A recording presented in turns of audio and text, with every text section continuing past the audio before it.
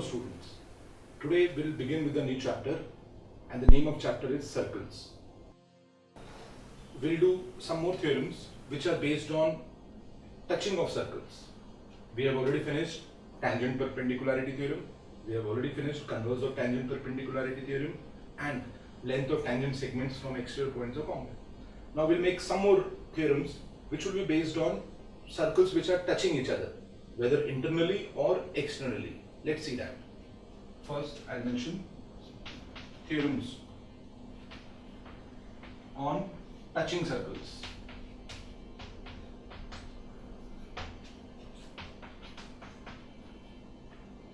So there are total 3 on this basis. First theorem. First theorem is, if there are 2 circles, I am drawing 2 circles. If these 2 circles are touching externally, again I am taking 2 circles. In this case, 2 circles are touching internally. Say these 2 circles are touching this way internally. Right, this is the point of contact, these are centers, point of contact. Then as per first theorem, whether a circle touches internally or externally, their point of contact and the centers will always make a single line. If I am taking P and Q as centers, R point of contact, P and Q as center, R point of contact, then this line will be a straight line. So I write this theorem. 2 circles touching internally or externally. Internally means from inside, externally means from outside. 2 circles touching internally or externally, then centers, center of the circles, centers and point of contact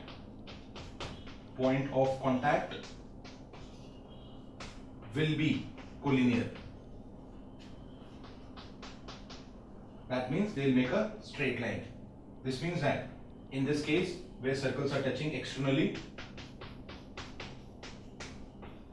and in this case where circles are touching internally, we can say that, in this case we can say that case 1, P dash R dash Q. That means it's a straight line. In this case we can say that P dash R dash Q. That means it's a straight line. Very basic theorem, but you need to understand that centers and point of contact will always be a single line. It cannot be 2 broken lines. It will be a single line. When there are 2 circles touching each other, points of centers, point of contact will be a single line. Whether it is circle, internal contact, point of contact, centers will be a single line in both the cases. Now based on this, we'll come up with one more theorem, that is second theorem.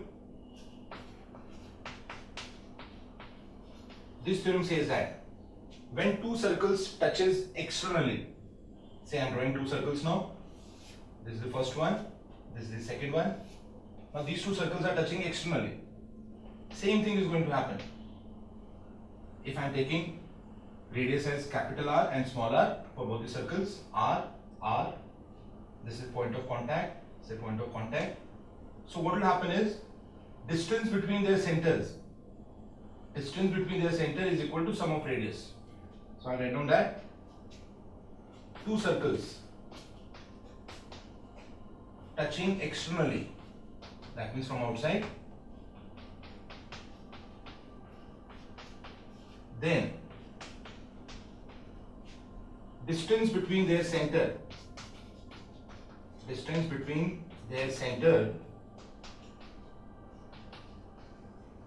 will equal to sum of the radii of those 2 circles. This means that if P and Q are centers and say point of contact is O, I can say that PQ is the distance between their centers, is equal to R plus R, sum of the radius. This is your second theorem. First says, in very simple words, two circles touching externally or internally, centers and point of contact will always form a single line. Centers, point of contact always form a straight line. Second theorem says that when circles are touching externally, distance between center is equal to sum of radius. Third theorem based on touching circles. Third theorem says that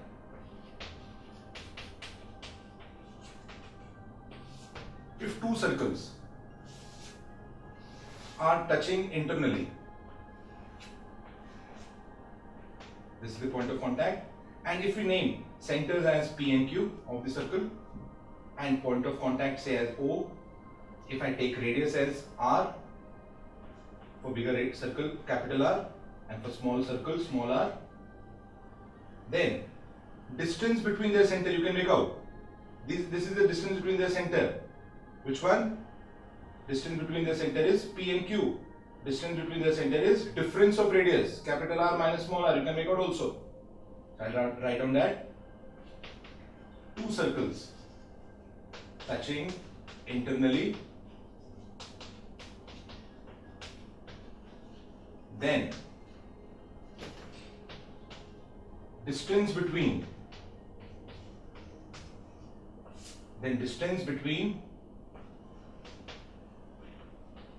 centers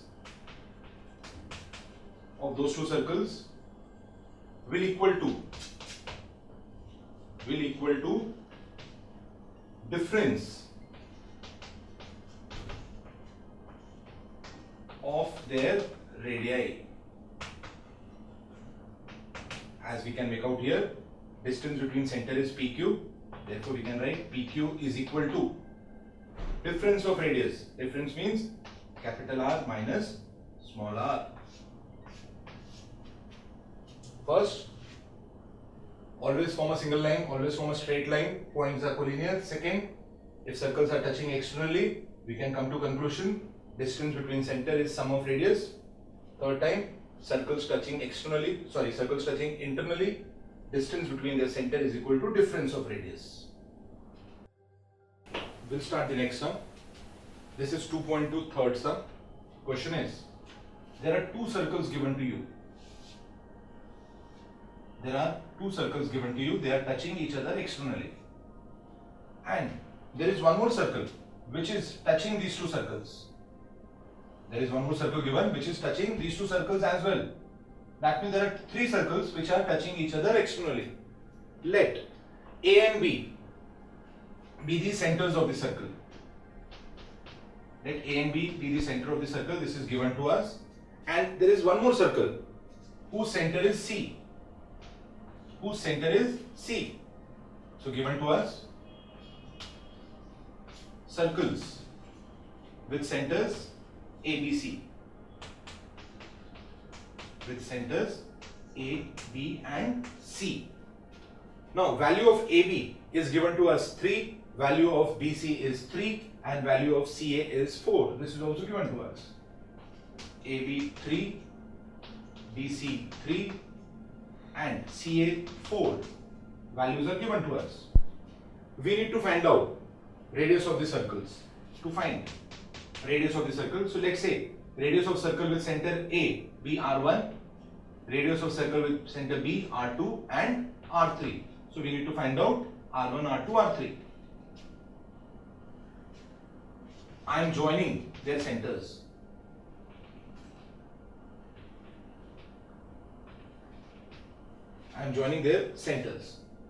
Now we have done a theorem which says that two circles, when they are touching externally, point of contact, centers will form a single line. So that is why I can say that AB is a single line. Got it? We can say that AB is a single line because we are using that theorem. It always happens. Two circles touching, line will be straight. Otherwise, this would not have been a triangle. Otherwise, this would have had 6 sides, broken sides, 6 sides. But as two circles, when they touch each other externally, line is straight. That is why we got a triangle. The radius is R1, so this is R1, this is also R1, this is R2, center with center B R2, this is also R2, with center 3 R3, this is also R3. Now AB is given to us as 3. So construction I have done, join AB, BC and AC. So from the theorem we can make out it is going to be a straight line. So we are starting with the solution of this. AB is equal to R1 plus R2. From the theorem we have got this answer, and AB is given to us as 3. Same way, BC is equal to R2 plus R3, we can make out from the figure. Now BC is given to us as 3 again. AC or CA, AC is nothing but R1 plus R3, which is given to us as 4. Value of AC is 4. Now what we'll do is, we'll add everything. We'll add all 3 sides of a triangle and we'll get a perimeter of triangle. So what I'm doing is, I'm adding AB plus BC plus AC, right? Therefore, AB plus BC plus AC. When I'm adding AB, BC, AC, that means I can add all 3. Therefore, I can write R1 plus R2, that is AB, R2 plus R3, that is BC, R1 plus R3, that is AC, is equal to 3 plus 3 plus 4. Now R1, 2 R1, R2, 2 R2, R3, 2 R3, 2 common, R1 plus R2 plus R3. We got as 3 plus 3 6 plus 4 10. Therefore, R1 plus R2 plus R3 will be 10 upon 2, that will give you 5. So we got R1 plus R2 plus R3 as 5. Now we'll take this as first equation, second equation, third equation, this as fourth equation. Okay, so we got 4 equations now. Now we require values of R1, R2 and R3. So if we apply first and fourth directly, look at first and fourth. First and fourth, R1 plus R2 plus R3 is equal to 5. Therefore, now R1 plus R2 is 3. So 3 plus R3 is equal to 5 from 1. Therefore, R3 is equal to 5 minus 3. R3 is equal to 2. We got one of the radius. Same way, I am writing again R1 plus R2 plus R3 as 5. Now I am using equation number 2, which says R2 plus R3 is 3. So R2 plus R3 is 3 is equal to 5. How we got this? From second equation. Therefore, R1 will give you 5 minus 3. R1 will give you 2. Same way, R1 plus R2 plus R3 is equal to 5. This is from fourth. If you want, we'll write that also from fourth. This reason also from fourth. This reason also from fourth. So this time I'm applying equation number 3. R1 plus R3 is 4. So R1 plus R3 is 4. 4 plus R2 is equal to 5. R2 will be 5 minus 4. R2 will be 1. So we have got the radius. So 3 circles. That is 2, 2 and 1 is the radius of the circles. So have a look how nicely we have done. What we have done, we have used the property which says that when 2 circles are touching externally, line is a straight line. That is why I can write R1 plus R2 as 3. Then after that I have used perimeter of a circle. Then just using 4 equations we got the answer. We'll take another sum, which is question number 5 of exercise 2.2. Now question number 5 says that there are 3 circles again, they are touching externally. There are 3 circles and these 3 circles are touching externally. Rather, these are congruent circles. given to us 3 congruent circles with center ABC. So circles with centers A, B and C. So I'll name centers as A, B and C. Then there are 3 points D, E, F, which is coming into picture. So I write down 3 points also. D, E, F are the points of contact between these two circle F. These two is D and these two is E. So these 3 are point of contact. Radius given to us as 5 centimeter. Radius for all 3. I write down circles are congruent. That is also given to us. Circles are congruent. That means their radius has to be equal. Radius is 5. Question first. 2 things they are asking us now. First one. Perimeter of triangle ABC. First they are asking perimeter of triangle ABC. Second, they are asking length of DE. Second, we need to find out length of DE. First perimeter, second length of DE. So this time what we'll do is, we'll join everything, what all is required. AC, AB and BC. These 3 parts we have joined and we have got a triangle. Now, radius is same. Radius is same 5 all over. So I'll mention this way now. AB. AB is nothing but AD plus BD, which is equal to 5 plus 5, that is 10. Now if you observe, again we are using the same theorem. Centers, point of contact, straight line. Right? 2 centers are given, point of contact is given, so line is straight. That is why I can add all this. Right? So I'll mention the reason also. ADB. This is the theorem which we have done already. Same way, BC. BC will be BE plus CE. That is equal to 5 plus 5. That will give you 10. This time B, E, C are collinear. Same reason, centers and point of contact. Third time, AC. AF plus CF. Now AF and CF again all radius is same, so 5 and 5 we are going to add 10. Now can you guess what would be the reason this time? Guess.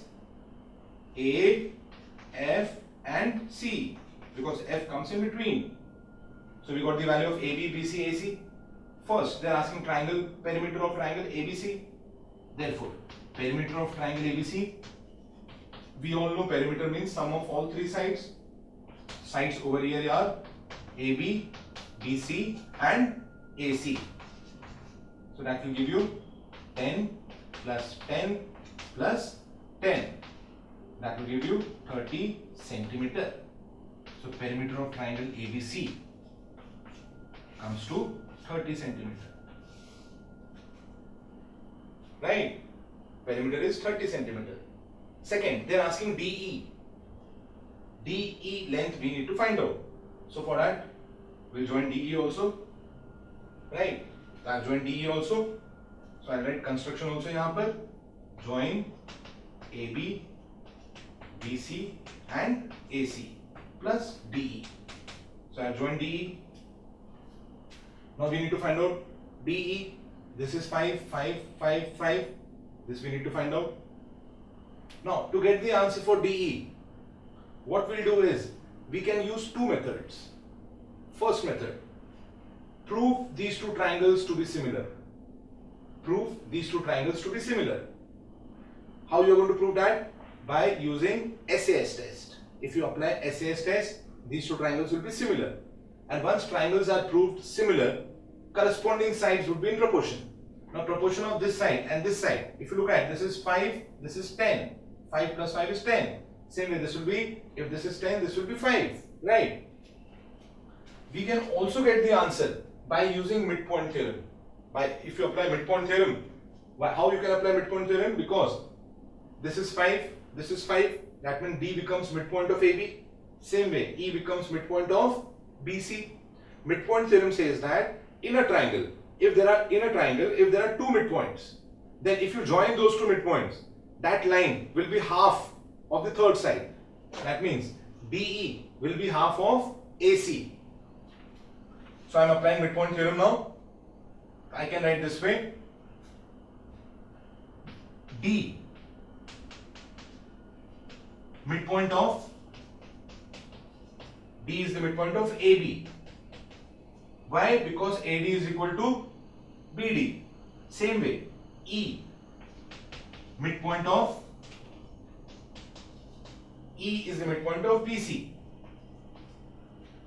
Therefore, DE is equal to half of AC. How we got this? By applying midpoint theorem. By applying midpoint theorem, we can say D is half of AC. Therefore, DE is equal to half. Now, AC is AF plus CF. We have already found out AC. AC is 10, half of 10. So, DE will be 5 centimeter. This is how we got the answer for DE. So know this well. Before finding out DE, I have told you two methods. The alternate method was by using SAS test of similarity. Prove triangle similar. Which two triangles? Triangle ABC and triangle DBE. Side, side, side, side are in proportion. What is the proportion this time? If you take AB first, it is 10 upon 5, that is 2 upon 1. Same way, 10 upon 5, 2 upon 1 is the side proportion, which is same. Angle B is common for both the triangles. So, in triangle ABC, in triangle DBE, angle B common, sides are in proportion. SAS test, triangle similar, corresponding sides in proportion. So, ratio 2 is to 1. So, we can write AF upon DE is equal to 2 upon 1. By solving it, we'll get value of DE as 5 centimeter. Right? And they are touching externally, smaller circle and a bigger circle. These two circles are touching externally. There is a point on this circle, and from this point a tangent is drawn to a bigger circle, and the tangent is at point D, and where it is intersecting small circle, that point is C, and this name of this point is N. Q is the center, this is known. M and P, M point of contact, both the circles, and point P is the center of other circle. Point P is the center of other circle. And from this, a line is drawn which is passing through Q, point of contact, and point P. Now the given part is, which I just told you, given part is P, Q are centers. This is known to us. This is problem number 4 of exercise 2.2. P and Q are the center of the circle. QN, radius QN is given to us as 3, and radius and PQ is given to us as 9. Value of PQ is given to us as 9. As I have mentioned, ND is a tangent to a larger circle. ND tangent, this is also given to a larger circle. C is point on smaller circle. Now we need to find out. First one, we need to find out NC, second ND, and third, we need to find out value of CD. Third, we need to find out value of CD.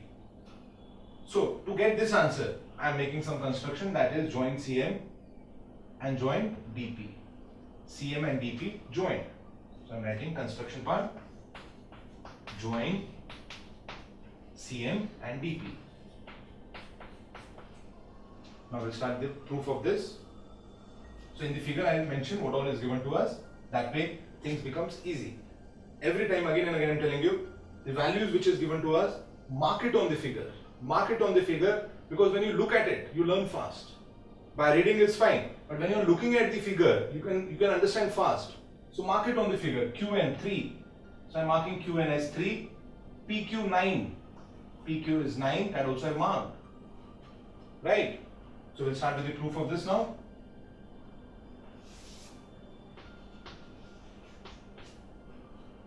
So this time, if you observe, value of this is 3. This is a radii of a smaller circle. This is also a radius. So this will also be 3 because both are radius. This full is 9. This will be 6 because this full is 9. This much is 3. Remaining part will be 6. If this is 6, this will also be 6. How easy it is to say that if this is 3, this is also 3. But when it comes to writing, you have to mention it. How you are going to mention it? You are going to mention that this is one line. Out of this, this is a part. So remaining part will be this. After some time, you are going to see how it has to be mentioned. But before that, get the concept clear. Radius is 3. This is also 3. This full is 9. Out of this, this much is 3. Remaining will be 6. This radius is 6. So this will also be 6. So we'll write it down what all I have explained you just now. So I'll mention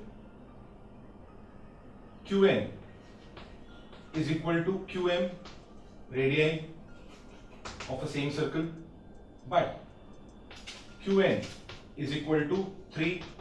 Therefore, Qm will also be 3. So we got the value of Qm as 3. Then we'll mention PQ is equal to PM plus QM.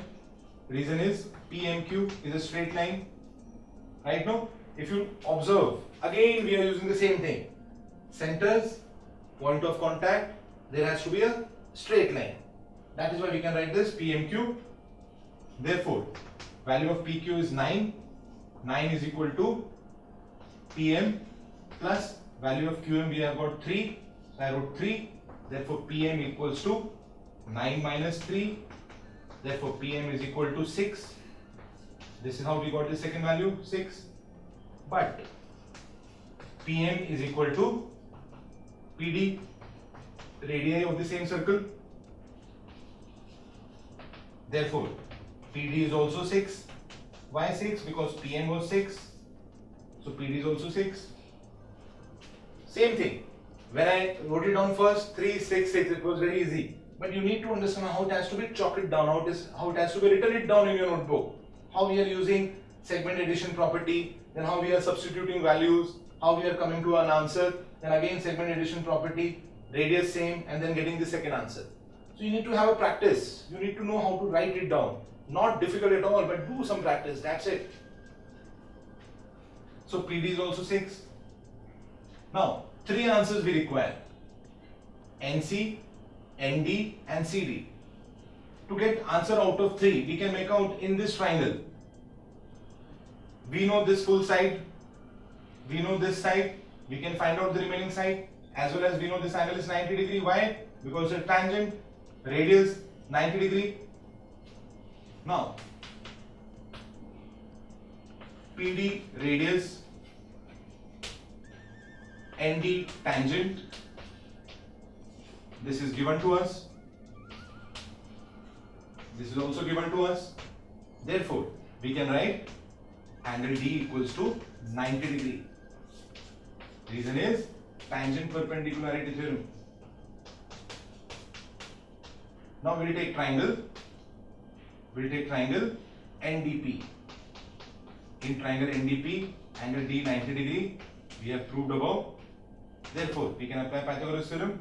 We can write ND square plus PD square is equal to NP square. Pythagoras theorem. Therefore, ND square plus, now value of PD is known to us, 6. NP, if you look at NP is 9 plus 3, 12, 12 square. Therefore, ND square plus 36, 144. Therefore, ND square equals to 144 minus 36. Therefore, ND square is equal to 108. If you minus these two, you get 108. Therefore, ND equals to under root 108. Now we require square root of 108. We'll do it here.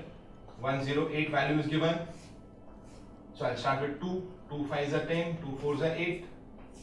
2 2s are 4, 2 7s are 14, 3 9s are 27, 3 3s are 9, 3 1s are 3. Right? So when we are taking square root,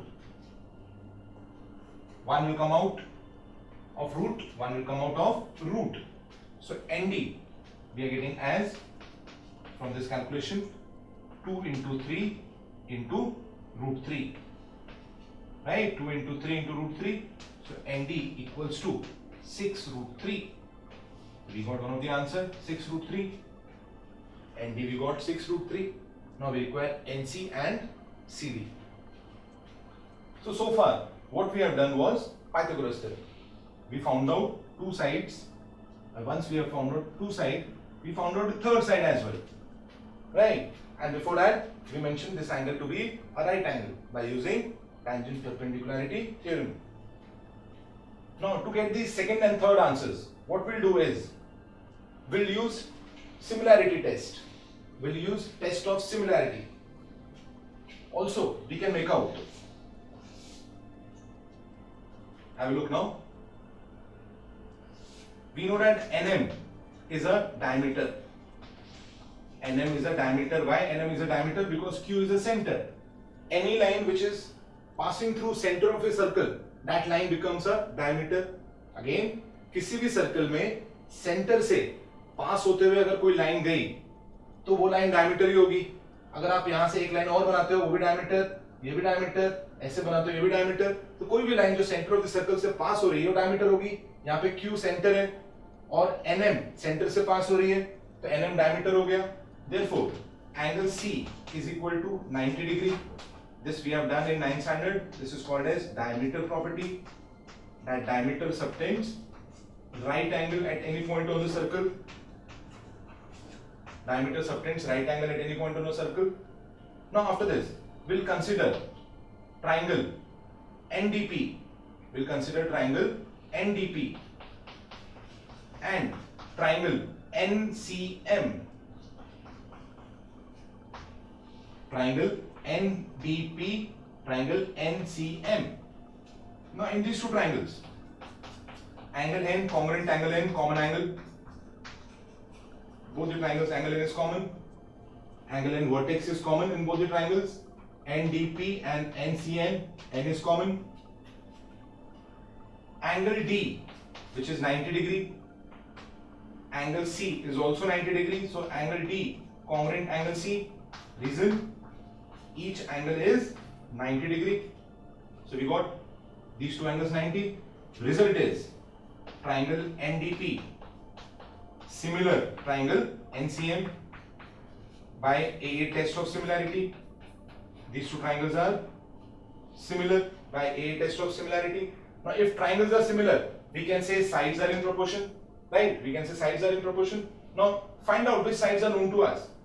ND known to us, NC we need to find out. So I'll write down ND upon NC equals to, now find out which of the sides are known to us.